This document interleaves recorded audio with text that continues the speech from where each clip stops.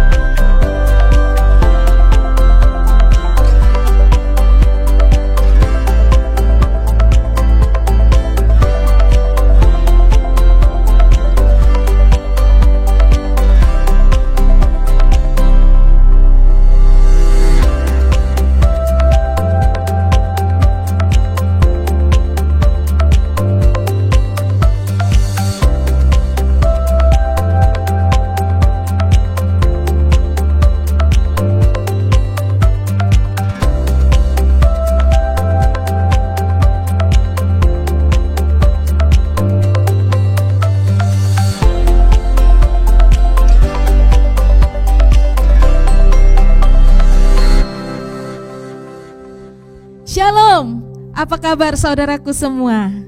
Haleluya, saya percaya semua dalam keadaan sehat dan diberkati. Amin.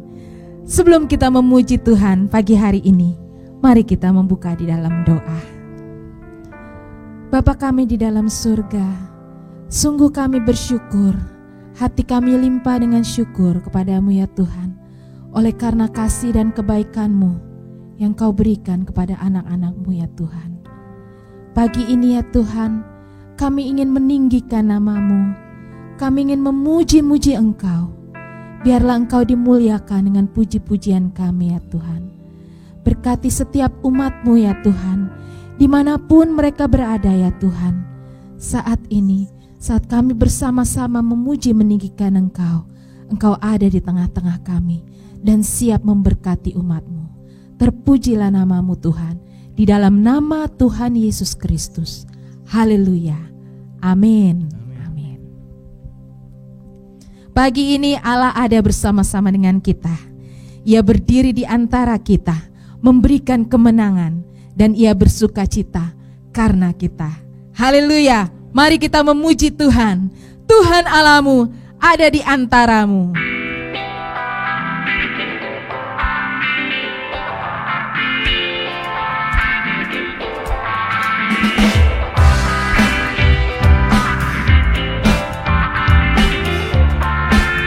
Pujianmu kepada Tuhan. Tuhan Allahmu ada di antaramu, sebagai pahlawan yang memberi kemenangan. Dalam kasih-Nya Ia dibaharui, Allah berkirang dengan penuh sukacita. Tuhan Allah bersorak-sorai, karena kita Dia bersorak, menjadi perayaan dan sukacita. Sebab Tuhan Allah di tengah kita.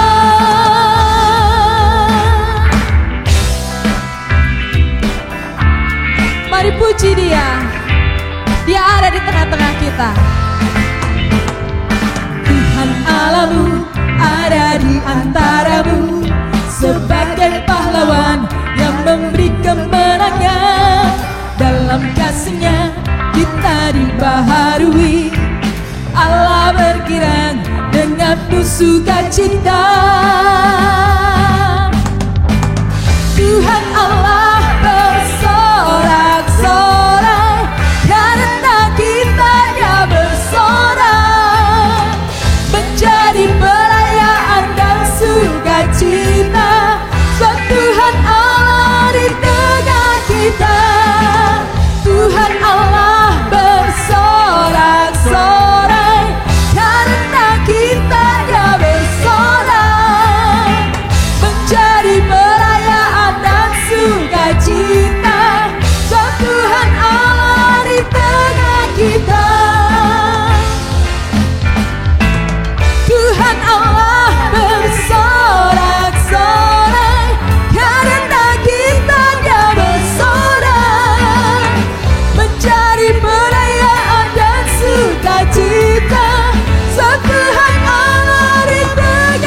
kita. Sebab Tuhan Allah di tengah kita. Sebab Tuhan Allah di tengah kita. Haleluya, haleluya. Dia ada di tengah-tengah kita dan Dia memberikan kemenangan kepada kita semua. Haleluya. Tuhanlah kekuatan kita. Ialah Allah Immanuel yang tidak pernah meninggalkan kita. Haleluya. Jangan pernah melangkah tanpa pimpinannya. Haleluya. Biarlah Dia memegang tangan kita kemanapun kita melangkah. Apapun yang kau alami saat ini, percayalah bahwa Tuhan sedang memegang tanganmu dan Dia tidak pernah meninggalkan engkau jatuh tergeletak. Haleluya, haleluya. Terima kasih ya Tuhan, terima kasih ya Tuhan. Haleluya. Kami tidak mau berjalan ya Tuhan jika Engkau tidak bersama-sama dengan kami, menuntun kami ya Tuhan. Sebab Engkaulah kekuatan kami, Engkaulah perisai kami, Engkaulah perlindungan kami ya Tuhan. Dan Engkau akan menyatakan kemuliaan-Mu ketika kami berjalan-jalan bersama dengan Engkau. Haleluya Yesus. Bila Engkau tak besertaku,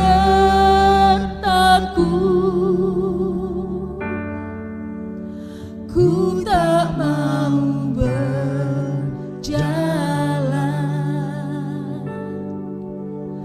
Ku perlu Tuhan, pimpin langkahku dengan kasih karunia-Mu. Pimpin langkahku setiap waktu, berjalan dalam Roh-Mu.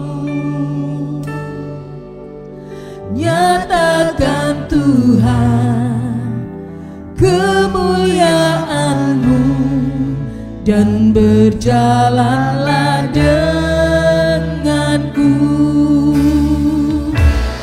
Bila Engkau tak besertaku,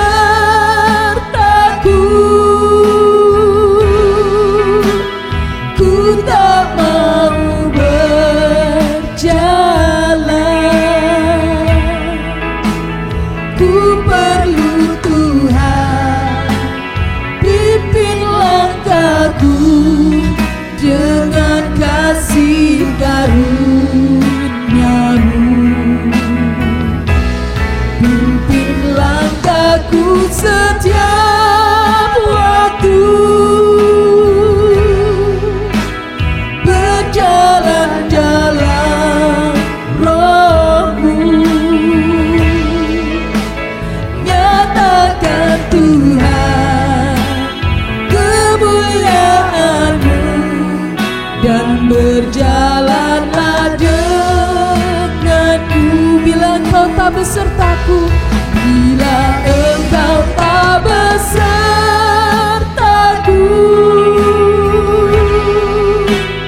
ku tak mau berjalan.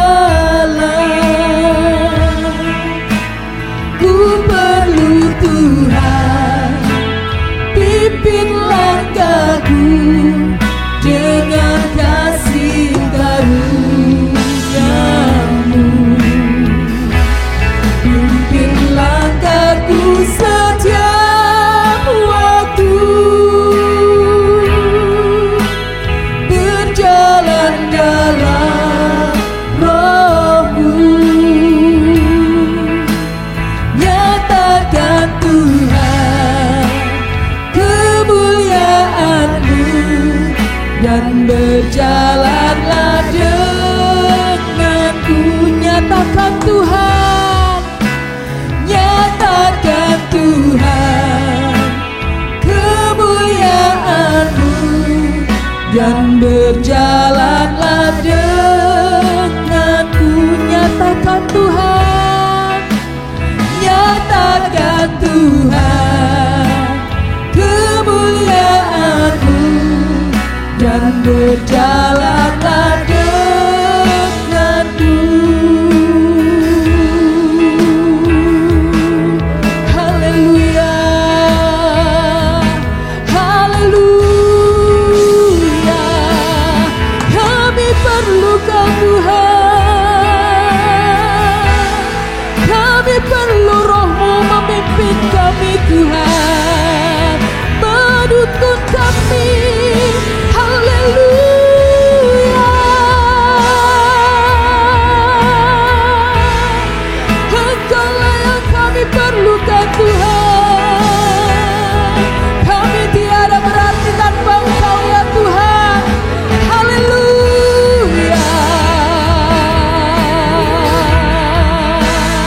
Terima kasih Tuhan, terima kasih Yesus.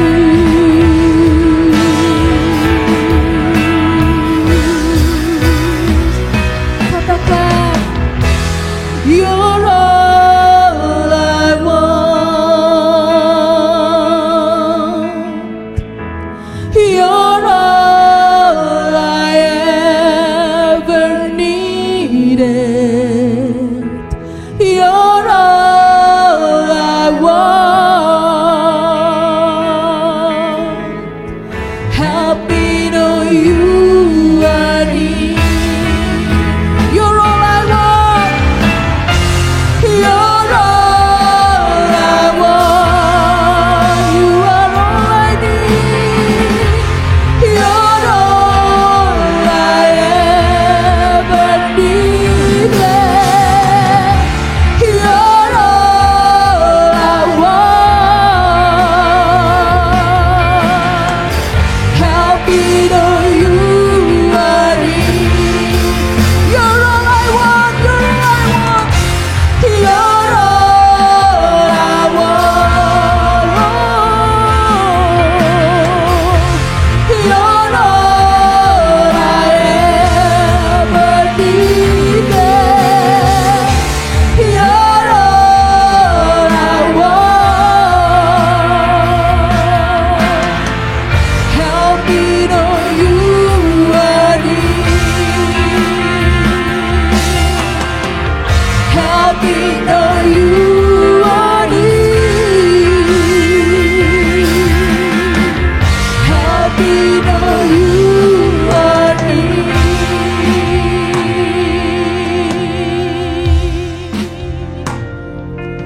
Haleluya, haleluya. Tolong kami ya Tuhan, menyadari bahwa Engkau ada bersama-sama dengan kami ya Tuhan, bahwa Engkau dekat dengan kami ya Tuhan. Engkau tidak pernah meninggalkan kami. Betapa Engkau mengasihi kami ya Tuhan. Begitupun kami juga mengasihi Engkau ya Tuhan. Ajar kami Tuhan untuk selalu taat kepadamu ya Tuhan, mengasihi Engkau dengan segenap hati kami ya Tuhan, mendengarkan firman-Mu, melakukan firman-Mu ya Tuhan. Berkatilah pemberitaan firman-Mu pagi hari ini, dan kami percaya firman-Mu yang berkuasa itu akan mengubahkan setiap kami ya Tuhan, membentuk kami ya Tuhan, menjadi kemuliaan bagi nama-Mu. Terpujilah nama-Mu Tuhan, di dalam nama Tuhan Yesus Kristus. Haleluya. Amin. Amin. Salam saudara-saudara yang dikasihi Tuhan. Jumpa lagi dalam ibadah online gereja kami Karismatik City Church. Kami senang sekali jikalau ada saudara-saudara yang baru melihat channel YouTube gereja kami. Kami menyapa saudara, dan kalau saudara mau berkenalan bisa untuk kita saling chatting di kolom chatting yang tersedia. Dan bagi saudara jemaat Tuhan, mari kita bersama-sama dengan semudah klik kita bisa membagikan untuk channel YouTube gereja kita supaya menjadi berkat bagi banyak orang men-share-kannya kepada orang lain, dan saudara bisa juga like dan subscribe bagi saudara yang belum subscribe. Puji nama Tuhan. Dan nanti di jam 8 pagi kita juga ada ibadah online sekolah minggu di udara. Jadi saudara yang punya anak kecil bisa mulai dari jam 8 pagi untuk mengikutinya. Puji nama Tuhan. Hari ini kita akan membahas, saudara, tibalah kita di dalam Kisah Para Rasul pasal yang ke-23. Saudara bisa menyiapkan Alkitab saudara dari Kisah Para Rasul 23. Dan nanti kita akan membaca di ayatnya yang ke-11 dan yang ke-12. Kisah Para Rasul pasal 23 ayat 11 sampai dengan ayatnya yang ke-12. Saya akan baca buat kita semuanya. Pada malam berikutnya Tuhan datang berdiri di sisinya dan berkata kepadanya, "Kuatkanlah hatimu, sebab sebagaimana engkau dengan berani telah bersaksi tentang aku di Yerusalem, demikian jugalah hendaknya engkau pergi bersaksi di Roma." Dan setelah hari siang, orang-orang Yahudi mengadakan komplotan dan bersumpah dengan mengutuk diri bahwa mereka tidak akan makan dan minum sebelum mereka membunuh Paulus. Saudara yang dikasihi Tuhan, saya membaca sebuah tulisan seseorang, dan tulisan ini sangat berkesan bagi saya. Tulisan ini berkata begini, "Saya lebih baik berjalan dengan Kristus dengan iman daripada berjalan sendirian dengan penglihatan. Saya lebih suka berjalan dengan Tuhan meski dalam gelap daripada berjalan sendiri tanpa Tuhan dalam cahaya." Saudara yang dikasihi Tuhan, kalimat ini mengatakan bahwa lebih penting adalah menyadari bahwa Kristus, Yesus berjalan bersama-sama dengan kita. Lebih penting adalah ketika kita menyadari bahwa Yesus berdiri di samping kita, Dia berjalan dengan kita daripada situasi yang mendatangi kita. Ketika kita mengetahui bahwa Yesus berjalan bersama-sama dengan kita, maka sepertinya situasi yang mendatangi kita itu seperti sesuatu yang tidak penting. Kenapa? Karena kita tahu bahwa Yesus berjalan bersama-sama dengan kita. Nah, saudara yang dikasihi Tuhan, itulah yang terjadi dengan Paulus. Dikatakan oleh firman Tuhan di dalam Kisah Para Rasul ayat pasal yang ke-23 ini, di mana Paulus dihadapkan kepada mahkamah agama, lalu terjadi perselisihan yang luar biasa oleh karena Paulus berkata bahwa dia adalah golongan dari Farisi dan mempercayai tentang kebangkitan orang mati, dan di sana ada kelompok orang Farisi dan orang Saduki hadir di sana, dan orang Saduki tidak mempercayai kebangkitan orang mati. Sehingga terjadi perselisihan yang tajam. Dan ketika perselisihan itu terjadi, saudara, kita melihat Alkitab mencatat bahwa ada seorang kepala pasukan Romawi menolong Paulus dan menyelamatkan Paulus. Kenapa? Alkitab mencatat bahwa bisa saja tubuh Paulus akan dicabik-cabik oleh mereka.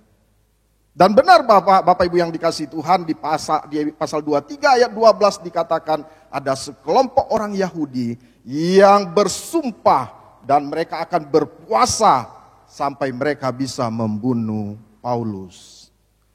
Krisis terjadi dalam kehidupan Paulus. Krisis mungkin terjadi di dalam kehidupan kita. Tetapi firman Tuhan berkata bahwa Tuhan kita adalah Allah yang berdiri di sisi kita ketika kita melewati krisis. Dan catat saudara, Tuhan memelihara kita untuk tujuannya Tuhan. Saudara yang dikasihi Tuhan, kadang-kadang sesuatu yang mendatangi kita bukan karena kesalahan kita. Kadang-kadang karena kesalahan kita, tetapi kadang-kadang sesuatu yang terjadi, krisis yang terjadi dalam hidup kita bukan karena kesalahan kita, tetapi akibat dari tindakan oleh orang lain. Paulus, dia tidak bersalah, saudara. Dia tidak melakukan kesalahan. Dia taat kepada firman Tuhan. Tetapi ada sekelompok orang yang ingin membunuh Paulus, sehingga Paulus masuk ke dalam krisis hidup dan mati. Tetapi puji Tuhan, firman Tuhan berkata bahwa Tuhan berdiri di samping Paulus. Tuhan berdiri di sisi Paulus. Dan Tuhan memakai pasukan kepala Romawi untuk menyelamatkan Paulus. Mungkin hari-hari ini ada beberapa di antara saudara harus mengalami PHK, pemutusan hubungan kerja, oleh karena perusahaan saudara berada dalam situasi yang terjepit. Harus mengadakan efisiensi dan sebagainya, sehingga harus membuat sebuah keputusan yang pahit, dan itu kena kepada saudara. Mungkin juga ada beberapa di antara kita masuk ke dalam krisis bukan karena kesalahan saudara. Bisa jadi saudara melakukan bisnis dengan seseorang dan seseorang menipu saudara, sehingga ekonomi tergoncang, saudara masuk ke dalam sebuah krisis. Dan ketika itu terjadi, saudara yang dikasihi Tuhan, seperti Paulus, bahwa Tuhan berdiri di sisi Paulus. Tuhan mau menolong Paulus. Tuhan berdiri di sisi kita, bahwa Tuhan ingin memelihara kita untuk tujuannya Tuhan. Dan Bapak Ibu yang dikasihi Tuhan, perkataan bahwa Tuhan berdiri di samping Paulus, Tuhan berdiri di sisi kita, itu juga dicatat. Kita akan meloncat dalam Kisah Para Rasul 27 ayat 23 sampai dengan ayat 24. Saya akan baca kepada saudara. Karena tadi malam seorang malaikat dari Allah, yaitu dari Allah yang aku sembah sebagai miliknya, berdiri di sisiku dan ia berkata, jangan takut Paulus, engkau harus menghadap Kaisar, dan sesungguhnya oleh karunia Allah, maka semua orang yang ada bersama-sama dengan engkau di kapal ini akan selamat karena engkau. Bapak Ibu yang dikasihi Tuhan, di dalam Kisah Para Rasul 23 disebutkan nama kota, yaitu Roma. Paulus harus ke Roma, dan di dalam Kisah Para Rasul 27 lebih spesifik bahwa Paulus harus menghadap Kaisar. Di tengah perjalanan naik kapal saudara, terjadi badai yang luar biasa, sehingga kapal itu saudara karam. Tetapi firman Tuhan berkata bahwa Tuhan berdiri di sisi Paulus, dan Tuhan berkata tidak ada seorang pun yang akan binasa di dalam kapal itu. Saudara yang dikasihi Tuhan, tidak selalu karena orang lain kita mengalami krisis, tetapi juga kadangkala karena peristiwa alam yang terjadi. Bukan kesalahan kita, bukan perbuatan orang lain. Dan saudara yang dikasihi Tuhan, kita membaca banyak berita bahwa tentang COVID-19. Banyak teori-teori konspirasi yang muncul, saudara. Saudara, saya anjurkan untuk kita tidak mengikuti teori-teori konspirasi itu. Lalu saudara yang dikasihi Tuhan, kenapa sih ada COVID-19? Kenapa sih ada peristiwa badai yang menghantam Paulus? Kenapa sih ada peristiwa bencana alam? Alkitab mencatat, sejak dosa masuk ke dalam dunia, maka di dunia ini akan bermunculkan peristiwa-peristiwa yang akan mengejutkan kita mungkin, yang akan memunculkan krisis di dalam kehidupan kita. Mungkin ada di antara saudara terdampak oleh karena peristiwa COVID-19 ini, dan saudara saat ini ada di rumah, atau saudara ada di rumah sakit mengisolasi diri. Saudara tidak perlu mencari kesalahan yang lain. Firman Tuhan berkata bahwa jikalau Allah berdiri di sisi kita, maka Tuhan akan memelihara hidup kita, supaya tujuannya Tuhan dinyatakan terjadi dalam kehidupan kita. Saudara yang dikasihi Tuhan, Tuhan tidak pernah meninggalkan kita. Tuhan mengasihi saudara. Tuhan memelihara kita untuk tujuannya Tuhan.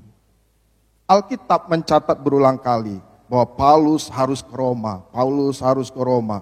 Paulus harus menghadap Kaisar.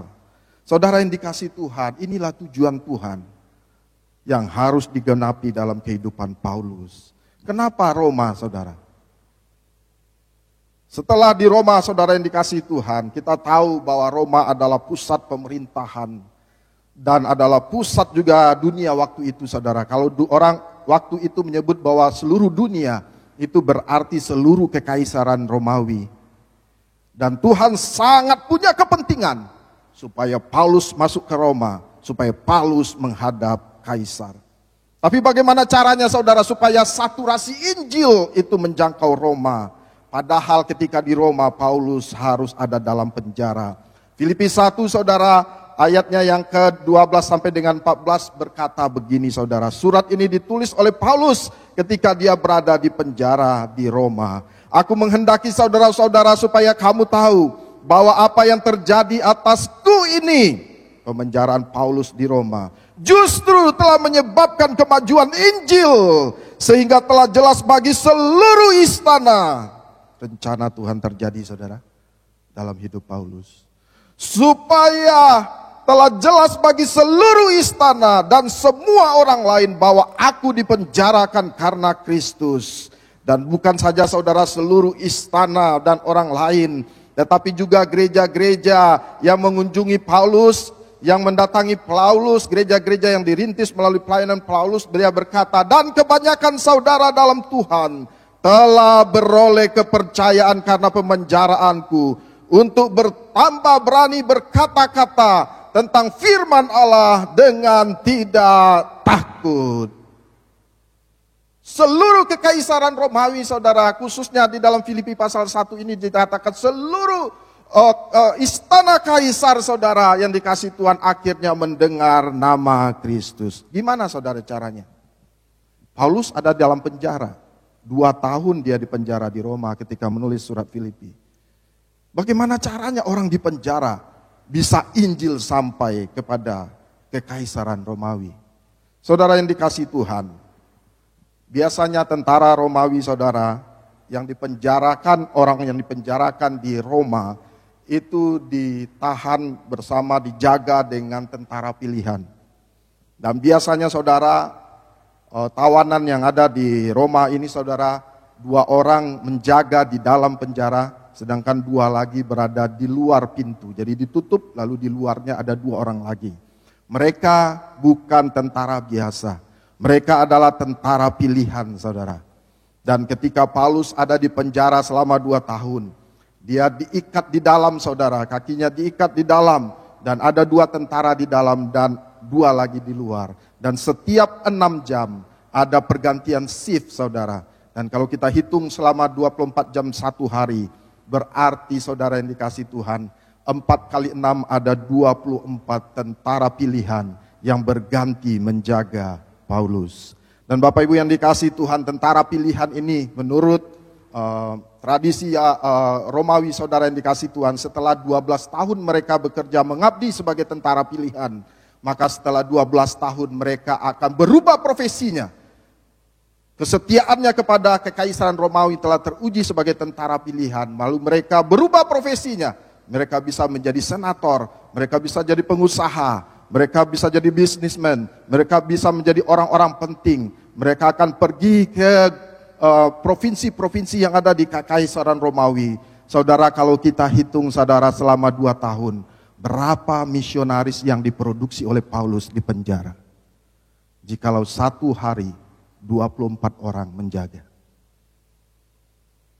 maka selama 2 tahun, saudara, lebih dari 17.000 tentara pilihan Romawi yang mendengar Injil melalui hidup Paulus di penjara, yang melihat kesaksian hidup Paulus di dalam penjara. Dan ketika mereka, saudara, selesai, saudara, selama 12 tahun, lalu mereka berganti profesi, mereka pergi ke provinsi-provinsi di kekaisaran Romawi, mereka menjadi senator, pengusaha, orang-orang penting yang sengaja ditaruh oleh kekaisaran Romawi. Tetapi mereka adalah orang-orang yang menjadi misionaris yang menjangkau daerah-daerah kekaisaran Romawi. Sehingga firman Tuhan berkata bahwa kekaisaran Romawi dijangkau bagi Injil Tuhan.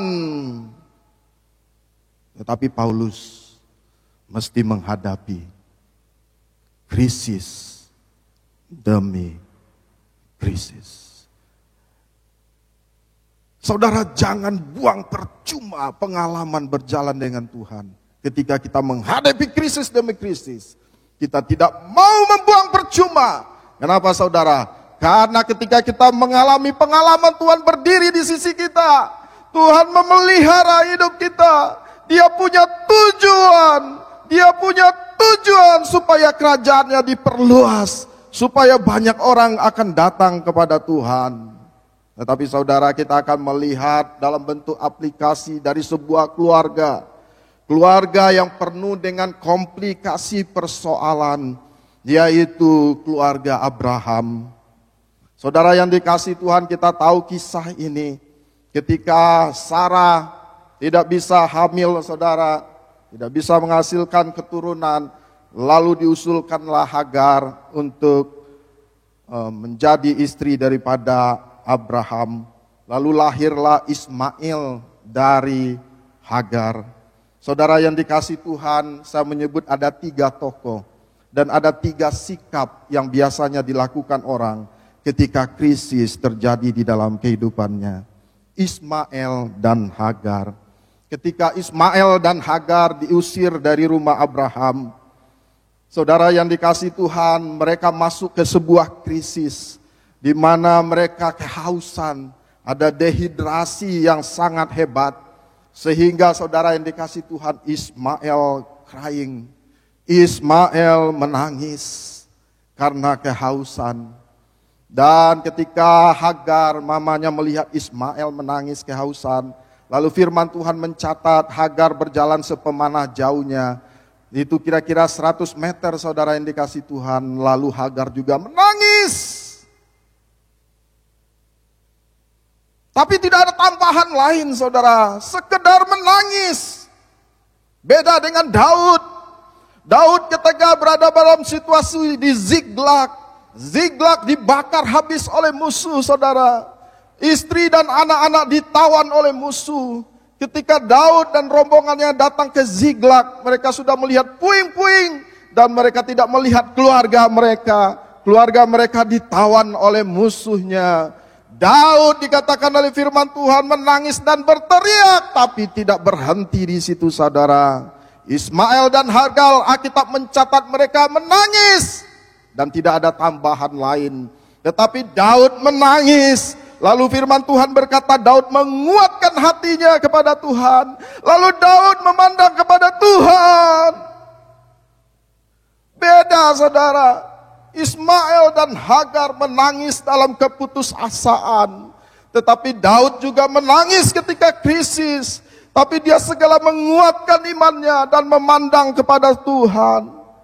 Tetapi Ismail dan Hagar sekedar menangis dalam keputusasaan. Saudara yang dikasihi Tuhan, kadangkala kita juga sekedar menangis dan tidak menyadari bahwa Tuhan ada di samping kita. Dia ingin menolong kita. Tuhan ingin kita berjumpa dengan Dia. Tuhan ingin berjumpa sebenarnya dengan Ismail dan Hagar. Tuhan sebenarnya ingin berjumpa dengan Ismail dan Hagar di tengah krisis dehidrasi yang ada. Tetapi mereka hanya sekedar menangis dalam keputusasaan.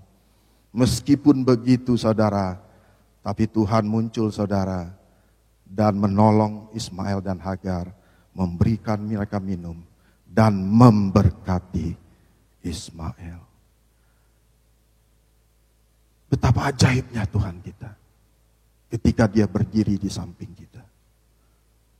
Meskipun kita hanya just crying, meskipun kita hanya sekedar menangis dalam keputusasaan, Alkitab mencatat tentang pribadi Allah ketika Dia berdiri di sisi kita. Lalu Dia memelihara kita, Dia memberkati kita. Respon kedua ketika menghadapi krisis adalah Ishak dan Abraham. Ketika Abraham mendengar perintah Tuhan supaya dia mempersembahkan Ishak anaknya.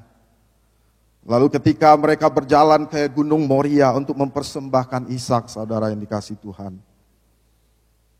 Lalu ketika mereka akan naik ke Gunung Moria, lalu Abraham saudara catat bahwa dia bicara kepada bujangnya, tinggallah kamu di sini.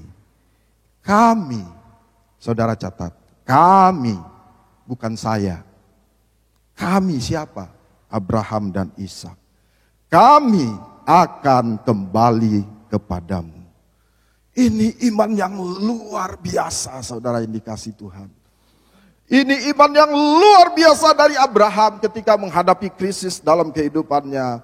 Dia berkata, saudara yang dikasihi Tuhan, kami akan pergi beribadah sembahyang, tetapi kami akan kembali lagi. Abraham tahu bahwa dia naik ke Gunung Moria untuk mempersembahkan Ishak sesuai dengan perintah Tuhan. Tetapi iman Abraham tahu bahwa ketika dia melakukan apa yang perintah Tuhan, dan tentunya saudara, Tuhan ganti dengan domba. Tetapi imannya sebelum sampai ke atas ke Gunung Moria berkata, kami akan kembali kepadamu. Artinya Abraham penuh keyakinan bahwa ketika dia datang menghadap Tuhan di Gunung Moria, dan dia taat kepada Tuhan, Tuhan akan bisa membangkitkan Ishak. Tuhan akan memberikan Ishak yang baru. Kenapa? Karena dia turun dari Gunung Moria, dia berkata ke bujangnya, kami akan kembali kepadamu. Abraham dengan penuh keyakinan dia akan turun bersama dengan Ishak yang baru. Oleh karena Allahnya berada di sampingnya, Allah berada di sisinya. Dan saudara tahu kisah ini, bahwa Ishak tidak jadi dikorbankan dan diganti dengan anak domba, karena Tuhan tahu ujian terhadap iman Abraham berhasil dengan kemenangan. Saudara, ada respon ketiga yang jarang diperhatikan orang, yaitu Sarah. Sarah, kita baca di dalam 1 Petrus 3 ayat 5 sampai dengan 6. Saya akan baca buat saudara. 1 Petrus 3 ayat 5 sampai dengan 6. Sebab demikianlah caranya perempuan-perempuan kudus dahulu berdandan, yaitu perempuan-perempuan yang menaruh pengharapannya kepada Allah. Mereka tunduk kepada suaminya, sama seperti Sarah taat kepada Abraham dan menamai dia tuannya. Garis bawahi saudara, dan menamai dia tuannya. Dan kamu adalah anak-anaknya jika kamu berbuat baik dan tidak takut akan ancaman. Kapan saudara Sarah menyebut Abraham tuannya? Kita akan baca dalam Kejadian pasal 18 ayat 11 sampai dengan ayat 12. Ketika teofani dari Allah menjumpai Abraham, lalu bercakap-cakap dengan Abraham di depan pintu kemah. Dan ketika itu malaikat Tuhan berkata bahwa Sarah ada di mana? Catat saudara, Sarah tidak sedang di samping Abraham. Sarah sedang tidak bersama Abraham. Lalu Abraham berkata, Sarah ada di dalam tenda. Lalu malaikat Tuhan berkata, tahun depan Sarah akan mengandung dan akan melahirkan seorang anak. Dan ketika Sarah rupanya seperti menguping saudara di dalam tenda bagian dalam saudara. Dan ketika dia menguping itu dia tertawa saudara. Lalu malaikat Tuhan itu berkata, mengapa kamu tertawa? Dan ketika dia tertawa itu dia mengucapkan sebuah perkataan saudara dengan menyebut Abraham adalah tuannya. Saudara, ini godly woman. Seorang wanita di tengah kesendiriannya, tapi dia tetap menghormati suaminya. Sarah menikah dengan Abraham adalah pernikahan yang sangat berat. Sarah dan juga tentunya Abraham adalah keluarga saudara bangsawan, harus meninggalkan Ur Kasdim. Dan Sarah dengan kebangsawannya pasti dia punya banyak hal saudara. Lalu dia bersama-sama menikah dengan Abraham dan harus tinggal di tenda. Lalu Sarah juga tidak menghasilkan keturunan waktu itu saudara, dan itu pergumulan yang berat. Sarah masuk ke dalam sebuah pergumulan yang berat, dan di tengah dia tidak bersama dengan suaminya. Suaminya tidak ada di sampingnya saudara. Alkitab mencatat bahwa Sarah memanggil Abraham tuannya. Sarah sangat menghormati Abraham. Sarah sangat tunduk kepada Abraham meskipun keluarganya menghadapi krisis. Meskipun keluarganya harus mengalami sesuatu hal komplikasi masalah di dalam keluarganya, Sarah tetap mentaat kepada Tuhan dengan cara mentaati suaminya. Saudara yang dikasihi Tuhan, inilah karakter yang muncul. Karakter yang muncul ketika Abraham tidak ada di sampingnya. Sarah terbukti memiliki godly, dia memiliki sifat karakter ilahi, di mana ketika krisis terjadi, dia tetap menghormati suaminya, dia tetap tunduk kepada suaminya, dia tetap, saudara yang dikasihi Tuhan, menyatakan karakternya di tengah situasi melewati krisis dan persoalan hidup. Saudara yang dikasihi Tuhan, Tuhan berdiri di samping Paulus. Tuhan berdiri di samping Abraham dan keluarganya. Tuhan yang sama berdiri di samping kita. Dia tidak pernah meninggalkan kita. Dia berdiri di samping kita untuk memelihara kita, supaya tujuan Allah yang terbaik dinyatakan kepada kita. Saya akan menutup renungan firman Tuhan ini dengan sebuah kisah aplikasi, yaitu The Life of Monica. Siapa itu Monica, saudara? Monica adalah istri dari Patricius. Anaknya, salah satu anaknya adalah Agustinus yang sangat terkenal. Dan dia adalah seorang bapak gereja. Saudara, keluarga ini, suami dari Monica, Patricius, adalah suami yang kasar. Adalah suami yang suka menyeleweng, saudara. Adalah suami yang tidak bertanggung jawab dengan keluarganya. Tetapi apa yang dilakukan oleh seorang anak Tuhan bernama Monica, ketika krisis itu terjadi di dalam keluarganya, dia lakukan seperti yang Sarah lakukan. Dia tetap menjadi godly woman. Dia tetap menjadi teladan di dalam keluarganya. Dan dia selalu berdoa, saudara. Dia tetap submit kepada suaminya. Dia tetap menghormati suaminya melewati krisis yang ada di rumah tangganya. Dia menangis untuk suaminya. Dia menangis untuk anak-anaknya. Dan saudara yang dikasihi Tuhan, anak-anaknya juga mengikuti bapaknya, saudara. Karena buah tidak jatuh jauh dari pohonnya. Anak-anaknya juga suka dengan hal-hal tindakan-tindakan amoral, saudara yang dikasihi Tuhan. Dan Monica, saudara yang dikasihi Tuhan, di tengah situasi yang sulit begitu, dia tetap berdoa, dia tetap menunjukkan submitnya kepada suaminya, dia tetap menjadi teladan di tengah-tengah keluarganya. Dan sejarah mencatat, Patricius sebelum meninggal, dia percaya kepada Yesus. Saudara, Monica datang ke Ambrosius. Ambrosius adalah seorang hamba Tuhan waktu itu yang sangat terkenal. Dia menangis, saudara. Dia menangis sejadi-jadinya tentang keluarganya. Lalu Ambrosius berkata, pulanglah. Anak yang engkau doakan terus-menerus akan berbalik kepada Tuhan. Saudara yang dikasihi Tuhan, Tuhan menjamah akhirnya hidup Agustinus. Ketika Agustinus membaca Roma pasal 13, Roh Kudus menjamah hidupnya, mengubah hidupnya, membuat dia berbalik kepada Tuhan Yesus. Dia berbalik, dia bertobat, dia datang kepada Yesus. Dia diselamatkan. Oleh karena ada seorang ibu, seorang anak Tuhan, meskipun di tengah krisis sekalipun, dia tetap menyatakan karakter Kristus. Dia selalu berdoa dan berharap kepada Tuhan. Dia selalu menyatakan teladan meskipun melewati krisis.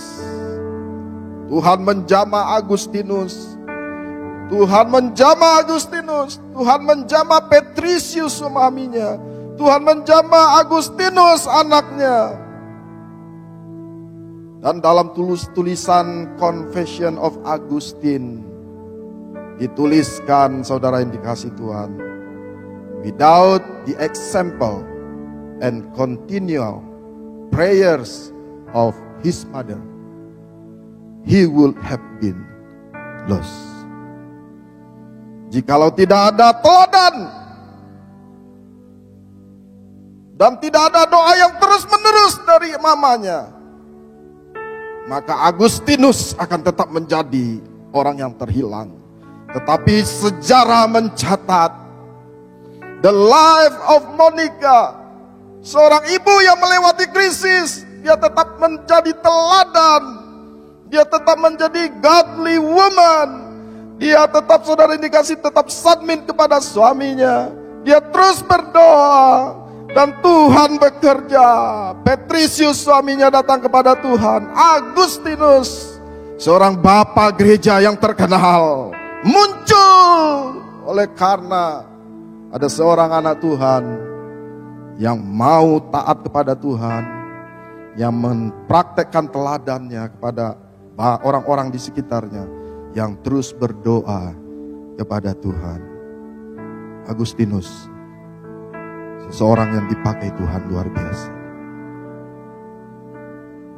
Saudara, hari ini, jadi kalau saudara mendengarkan firman Tuhan dan saudara berkata, Tuhan, saya sedang melewati krisis yang hebat. Krisis ini begitu hebat. Badai yang menerpa hidup saya begitu dahsyat. No, saudara. Bukan badai yang dahsyat. Bukan krisis yang hebat.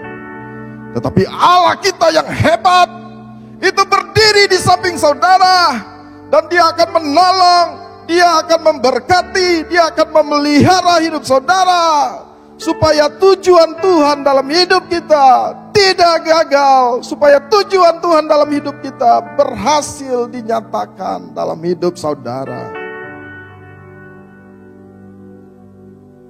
Ya, saudara berkata, yes, ya Bapak Pendeta, saya mau. Mari arahkanlah tanganmu kepada Tuhan dan kita berdoa.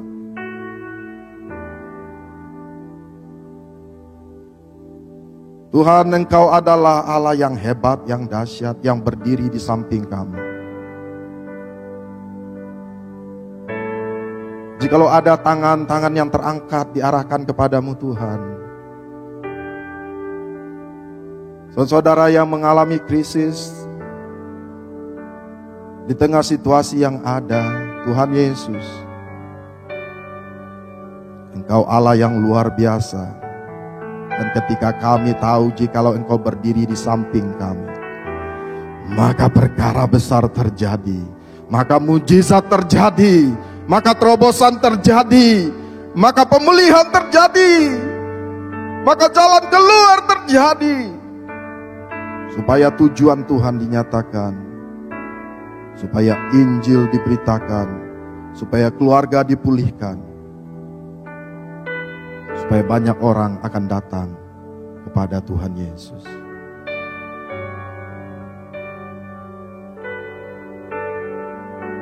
Jikalau ada di antara saudara yang berkata, saya belum pernah menyerahkan hidup saya secara pribadi kepada Yesus, mari kita datang dan berdoa kepada Tuhan. Serahkanlah hidupmu kepada Tuhan. Serahkanlah hidupmu kepada Tuhan. Berbaliklah dari dosa kepada Yesus. Dan terimalah anugerah dari Tuhan yang menyelamatkan saudara. Terimalah. Terimalah. Terimalah. Terima kasih Tuhan. Engkau Allah yang berdiri di samping kami, melewati krisis, supaya tujuan Tuhan dinyatakan dalam hidup kami. Saudara yang dikasihi Tuhan, arahkanlah hati dan pikiranmu kepada Tuhan dan terimalah berkat Tuhan. Anugerah dari Allah Bapa, cinta kasih oleh Yesus yang mati di kayu salib menggantikan kita. Dan kuasa dari Roh Kudus menjamah hidup saudara mulai hari ini sampai Maranatha, Tuhan Yesus datang kali kedua. Haleluya, puji Tuhan. Amin. Selamat hari Minggu, Tuhan Yesus memberkati.